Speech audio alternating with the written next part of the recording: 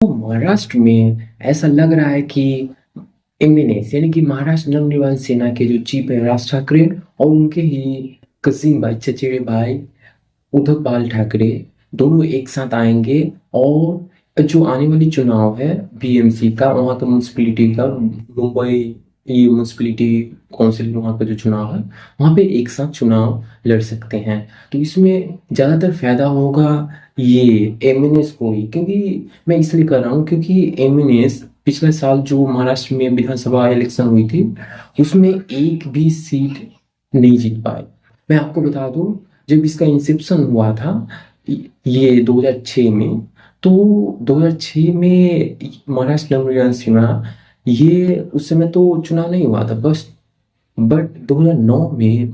ये चुनाव हुई थी महाराष्ट्र में। तो 2009 में 13 सीटें जीती थी और वो पहली बार एमएनएस अकेले इतना ज्यादा सीट लाई थी, जो कि बहुत अच्छी स्टार्ट थी उसके लिए। बट उसके बाद 2014 में एक और उसके बाद खाता भी नहीं खोल पाए। तो ये बहुत ही मेजर सेटबैक्स है। अगर और अगर ये अलायंस बनती है ये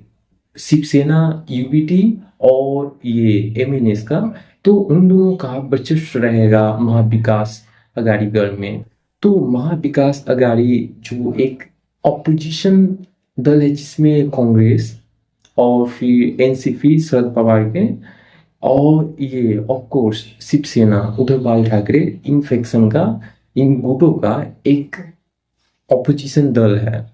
सो अगर ये एमएनएस आती है तो वहाँ पे ग्राउंड लेवल पे इनके बहुत ही वर्कर्स है ये, क्योंकि ये महाराष्ट्र इलेक्शन में एक भी सीट उनके बेटा भी नहीं जीत पाए, यानी कि वो उनका बेटा को वो उतारे थे ये इलेक्शन में, बट वो भी सीट हार गए। और आपको बता दूं कि उन्हें मात्र एमएनएस चीफ के जो पार्टी है यानी कि जो एमएनएस है उन्हें मात्र 1.15% ही वोट मिली थी पूरे all through out the Maharashtra में, जो कि बहुत कम है। और उन्हें कोई राजनीतिक मतलब जो मुद्दा नहीं मिल रहा है, तो वो अब मराठी जो भाषा है लैंग्वेज रूपे मतलब वो लड़ना चाहते हैं। मैं इसलिए कर रहा हूँ क्योंकि ये महाराष्ट्र में अभी एनडीए का सरकार है, यानी जिसे वहाँ पे लोकली बोला जाता है महायुति। सो महायुति में शिवसेना ये इनके फैक्शन जो एकनाथ शिंदे है उनके फैक्शन वाले, और फिर बीजेपी ऑफ कोर्स, और फिर एनसीपी अजीत पवार के गुट वाले, इन तीनों ने मिलकर महायुति का गवर्नमेंट मतलब फॉर्म किया है। और ये पिछले ही अप्रैल में वहाँ पे न्यू एजुकेशन पॉलिसी के तहत वहाँ पे जितने भी बच्चे हैं गवर्नमेंट स्कूल में 1 to 5 उन सभी को मैंडेटरी हिंदी कर दिया गया। तो इसी पे ये शिवसेना के हेडक्वार्टर के बाहर ये एमएनएस का महाराष्ट्र नवनिर्माण सेना के जो वर्क करते हैं वो उनके ही शिवसेना के जो हेडक्वार्टर से उसके बाहर बोले कि हम हिंदू हैं बट हम हिंदी नहीं है। तो उनका ये क्लियरली डिमोन्स्ट्रेट करता है कि वो हिंदी के विरोध हैं, हिंदू हैं बट वो हिंदी के क्लियरली विरोध करते हैं।